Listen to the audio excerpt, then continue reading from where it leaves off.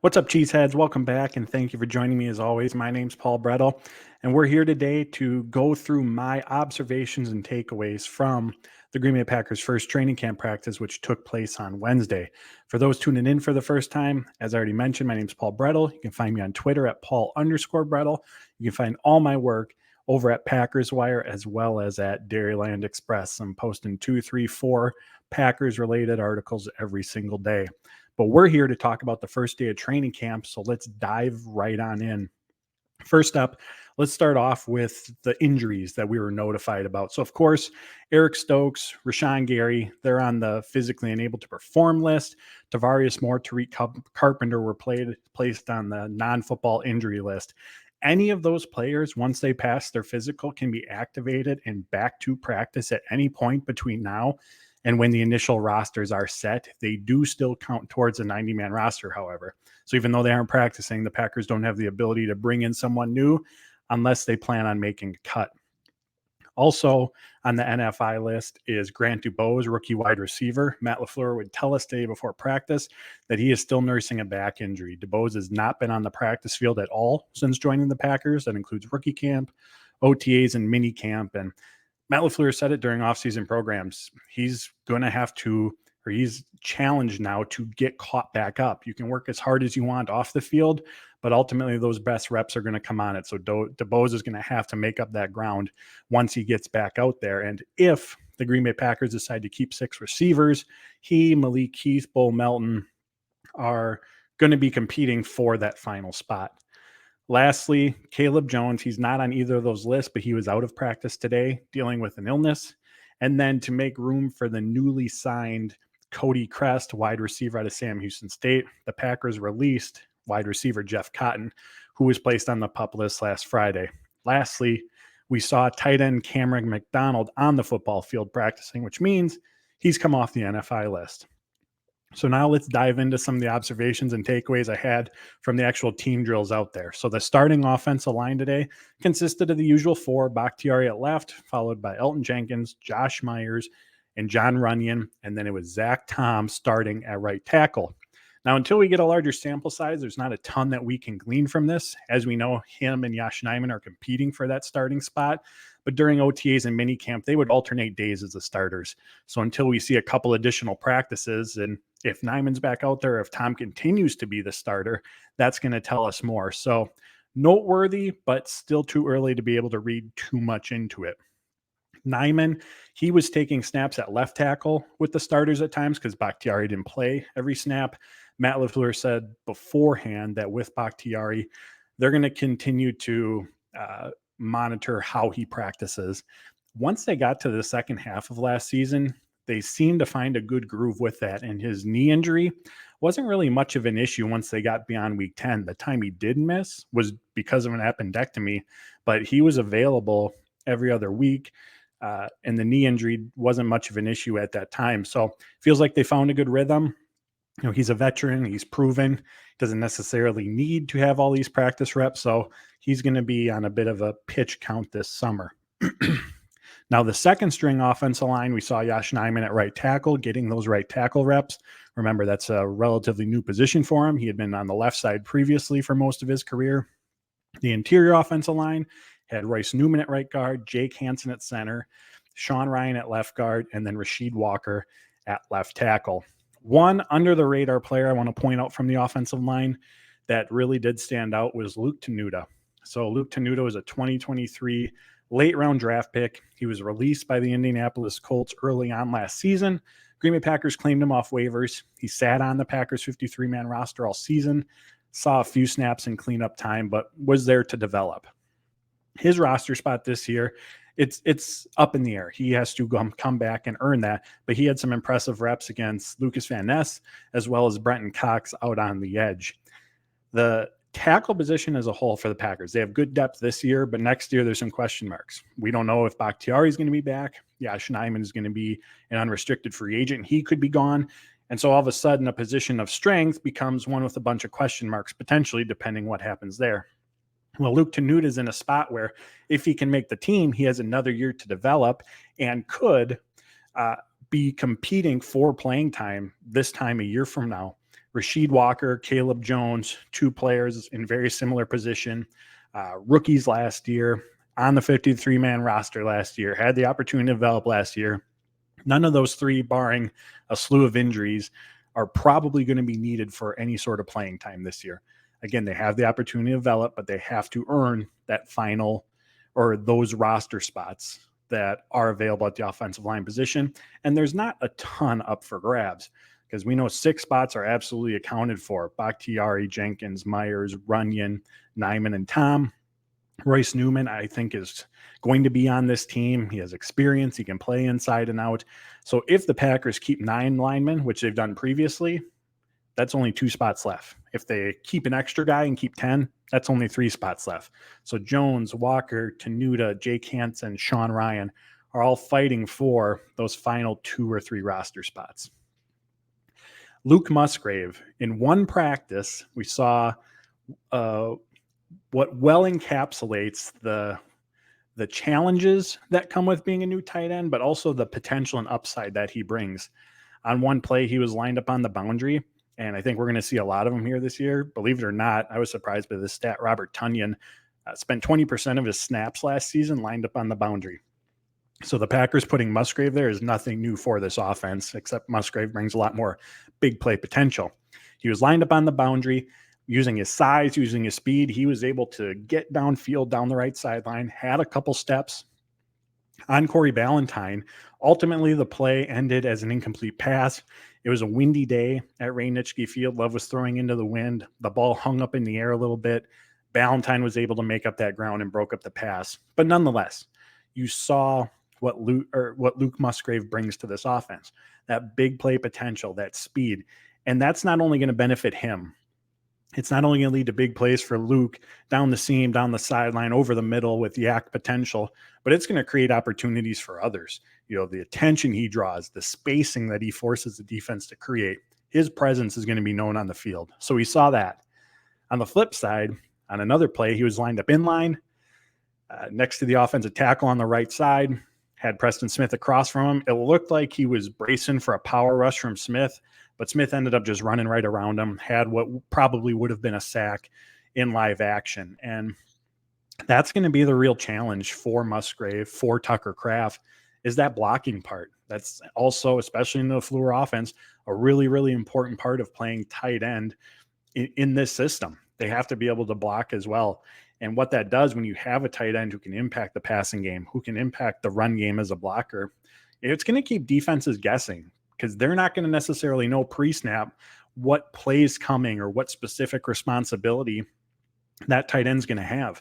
It also allows the offense to run a wide variety of plays from just a few personnel groupings. What this does creates mismatches that the offense is then able to take advantage of.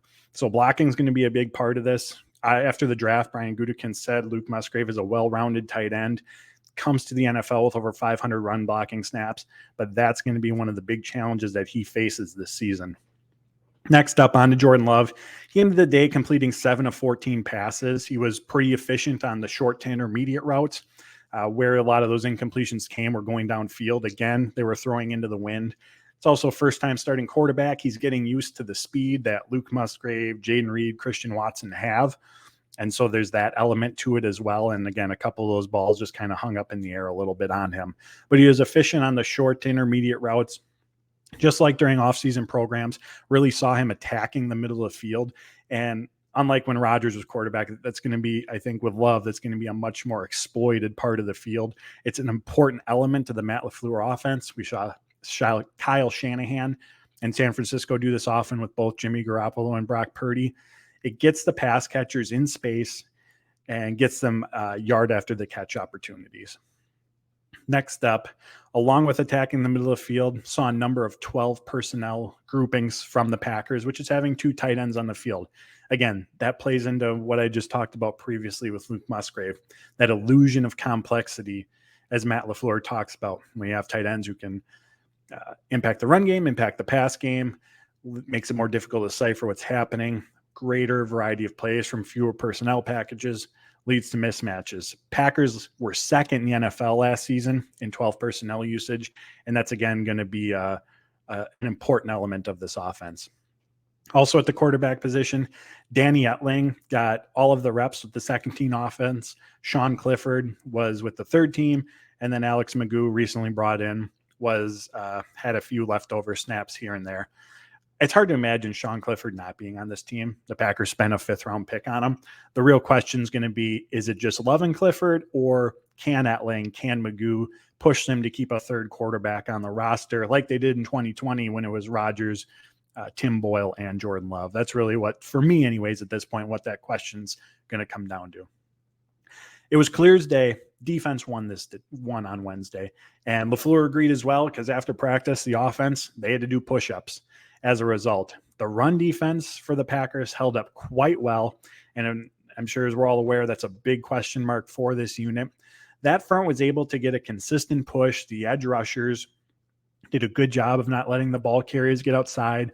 Linebackers were flying all over the field. So really good performance from the Packers run defense. And if that unit is going to have success this season, that's where it all begins, with stopping the run. Last year when the Packers were playing their best football at the end of the year, that was a big reason why. They were much better against the run. It keeps opponents behind the sticks. They face second and longs, third and longs. The defensive front can pin its ears back, get after the quarterback. The secondary can play more aggressively. On the flip side, when the offense is facing second and third and shorts, opens up the entire playbook. Defense is guessing, and they're playing on their heels at that point. A stat from last year that really just encapsulates the Packers' run defense, I feel really well, is that on third downs, they had the 8th best third down defense in football. However, they faced the fewest third downs per game. So how's that tied to the run game? Well, they got off the field on third down because they were able to stop the run. Offenses face third and long situations. That's when this defense is going to be aggressive and at its best. Flip side, they faced the fewest third downs per game because they were giving up the first down already on first and second down, likely behind some big rushes of 5, 6, 7 yards early on. So the key for the defense is slowing the run. The coverage overall, very sticky.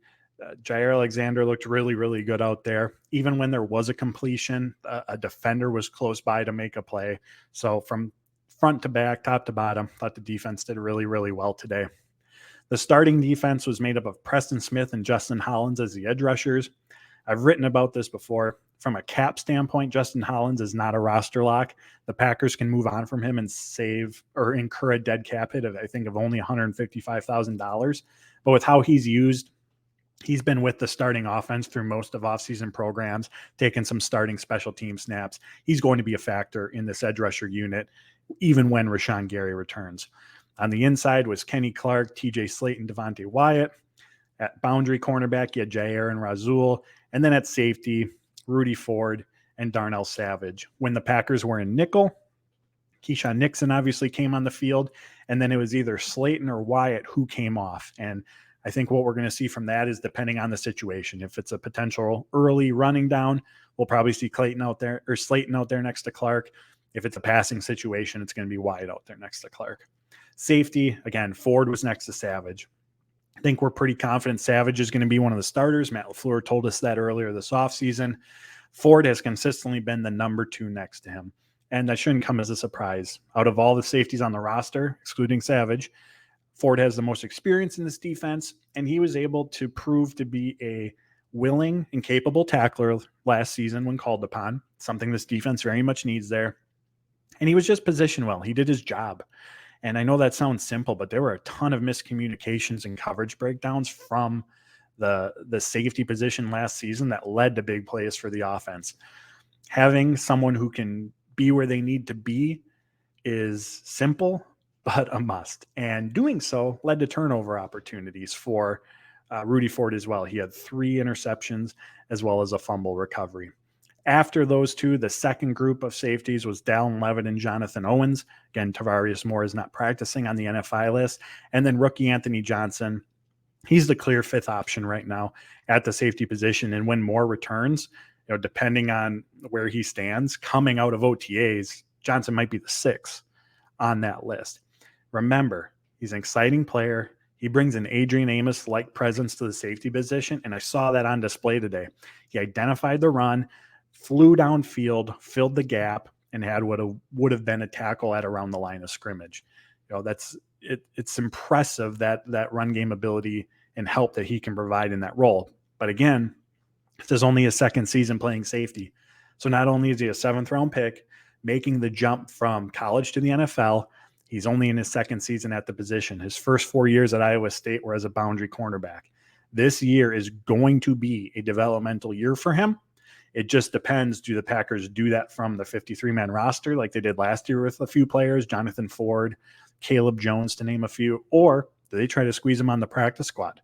I do think that's in play. Another interesting note, we've seen some interesting looks from the linebacker position this year so far. And again, I know it's training camp or offseason programs. It's a small sample size. But during offseason programs, you saw one formation where Devondre Campbell is the only linebacker on the field. Today, we saw a formation where there were 3 linebackers on the field as Campbell, Quay Walker, and Isaiah McDuffie, who's established himself as the 3rd linebacker going back to last season. Joe Barry had all of those 3 showing pressure on a 3rd and 3 scenario. The ball was snapped. All 3 dropped into coverage. Now, are the Packers doing this defensively because they're experimenting? Or are they just trying to throw Jordan Love and this young offense some different looks to confuse them? Could be both as well, but something to monitor. The 3rd and 4th edge rushers were Lucas Van Ness and J.J. Enagbari. The 2nd boundary cornerbacks were Carrington Valentine and Corey Valentine. Again, this is nothing new from where offseason programs were, but just an update on what the picture of the 2nd defense looked like. A name to watch, Innis Gaines. I'm not sure where he fits in on this roster. He's listed as a safety, but we just went through everyone. He might be the 7th option right now. And then at cornerback, again, with who may be in front of him, Valentine, and then the Packers' big 4, once Eric Stokes comes off PUP, he might be the 7th option there. But he's proven to be a special teams contributor, and he's playing a lot of slot snaps. We saw him do so at the end of last regular season. He's doing so consistently now with the 2nd-team defense, and this is a Packers cornerback group that Keyshawn Nixon's really the only true slot option. We saw them try to put Rasul Douglas in there last year. He's better on the boundary. Eric Stokes has mostly played on the boundary. Jair is someone that you just want bouncing all over the field, depending where the opponent's top pass catcher is. Like, the Packers don't have many true boundary cornerbacks. And that's where Valentine have been outside. So there's a role where you can see him fitting in, but from a number standpoint, that's the part that's difficult right now. But definitely someone to watch moving forward. All right, couple more. Jonathan Garvin, listed as an edge rusher, 7th-round pick by the Packers a few seasons ago as an edge rusher. He was taking practice reps with the interior defensive line. It makes sense. The path to him making the roster at edge rusher, it's not really there. I mean, they're 5 once Gary's healthy. Preston Smith, Justin Hollins, Rashawn Gary, Enagbari, Van Ness is 5. Undrafted rookie Brenton Cox, high potential player, someone that LaFleur specifically mentioned as performing well during offseason programs. He could push for the roster, making the Packers keep up to 6, going heavy at the position. I would even put, based on what we've seen so far, Ladarius Hamilton ahead of Jonathan Garvin in terms of the edge rusher position. So I put him 8th on the list. He's not making the roster as an edge rusher. At the interior defensive line, however, those back-end roster spots, specifically the 6th one, if the Packers keep that many, Chris Slayton, Jonathan Ford, there's potential there for Garvin to find a spot, but it's a position change. You know, training camp's just begun, but in terms of the offseason program, late in the process. So we'll have to see how that all plays out for him. But this also just might be the coaching staff's kind of last effort to see if they can find a role for him. The wind was blustery today. Not a meteorologist, but if I had to guess, there were some gusts over 20 miles per hour. For Anders Carlson, rookie kicker, it was quartering to the right from him, so behind and a little flowing from his right. He went 5 of 6 today. All of his kicks were between 40 and 45 yards, and Pat O'Donnell was his holder on all 6 attempts. Remember, they do have a 2nd punter on the roster in Daniel Whelan. Player of the day for me, I have to go with Preston Smith. He was in the backfield on several occasions, beating Luke Musgrave, as previously mentioned, Tyler Davis, Zach Tom. Just a really, really strong day from him. Against the run, held up well again, keeping the ball carriers inside. Kenny Clark, another player who had a really good performance as well. Romeo Dobbs and Christian Watson. Can't go an episode of Training Camp Talk without mentioning them. They each had a few targets come their way, but as was the case during minicamp when Jair Alexander and Rasul Douglas were on the field, it was a lot more difficult, as we would expect, for them or for the passing game to move the ball through the air and for those two to find some success. They each had a couple receptions, but again, nothing. But they were limited by the Packers starting cornerbacks. This is going to be a great test for these second-year wide receivers going up against that level of competition every single day. Hopefully it's one of those instances of where iron sharpens iron, makes them better in the long run. Year 2 has proven to be a big jumping off point for receivers who are going to find success in the NFL. So good news for Dobbs, Watson, and the Packers in general there. There was one rep down the sidelines where Dobbs did have a step on Jair Alexander, but again, the ball hung up in the wind. Jair caught up, was able to break that pass play up. Lastly, just a comment on Dontavian Wix. I think he's going to have a small role this year. There's 4 receivers on the depth chart ahead of him. The tight ends are active in the passing game. The running backs are active in the passing game. I just don't see there being a ton of snaps, but he's really, really exciting to watch. He doesn't have that elite speed like Watson or Reed do at the receiver position, but he knows how to create separation through his release, through his route running abilities. He's someone that you can ask to do, but development's needed, but he's someone that you can ask to do a variety of things at all different levels of the field. And he has the abilities to make plays there. So he's going to be an exciting player to watch moving forward. So there you have it, my friends. My rundown of day 1 of Packers training camp. Come join me again here tomorrow on Thursday as I run through day 2 and continue to do so through the rest of the summer. As always, you can find me on Twitter at Paul_Brettel. Find my work at Dairyland Express and Packers Wire. And please hit subscribe, hit like. I greatly appreciate it. So until next time, friends, take care, stay safe. And as always, go Pack, go.